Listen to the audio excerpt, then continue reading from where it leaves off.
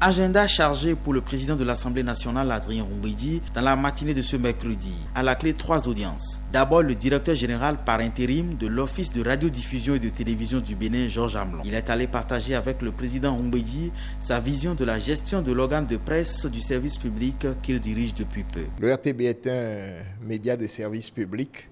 Il est normal qu'une fois conduit à ce poste-là, la politesse exige que je puisse rencontrer un certain nombre de personnalités de ce genre-là.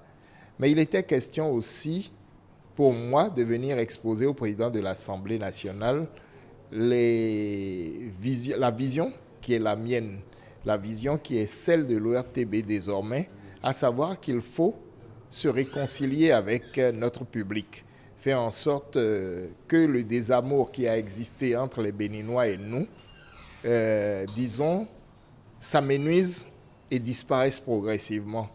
Le RTB doit se remettre au service de l'ensemble de la nation et c'est ce que nous sommes venus expliquer au président de l'Assemblée nationale.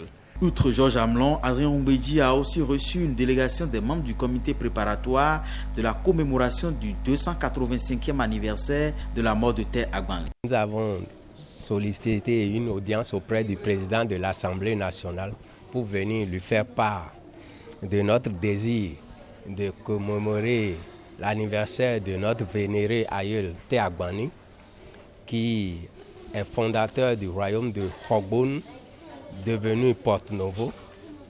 Et comme c'est la deuxième personnalité de l'État et il est installé à Porte-Novo, nous avons le devoir de venir l'informer de cette manifestation qui aura lieu en décembre 2016. Dernière personnalité au cabinet du président du Parlement béninois, Yukiya Amano. Il est le directeur général de l'AIEA, l'Agence internationale de l'énergie atomique. L'homme est allé discuter du renforcement de la coopération internationale en matière d'énergie nucléaire avec Adrien Oumbédi. Notre objectif est d'employer la technologie nucléaire pour la paix et le développement.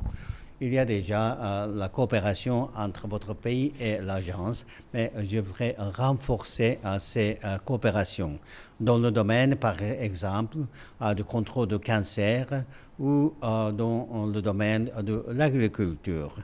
Nous avons discuté de manière de renforcer la sûreté du nucléaire et je suis très heureux que le président est très engagé pour renforcer la sûreté nucléaire. Yukiya Amano a salué l'engagement du président de l'Assemblée nationale pour un usage plus responsable de l'énergie nucléaire au plan mondial.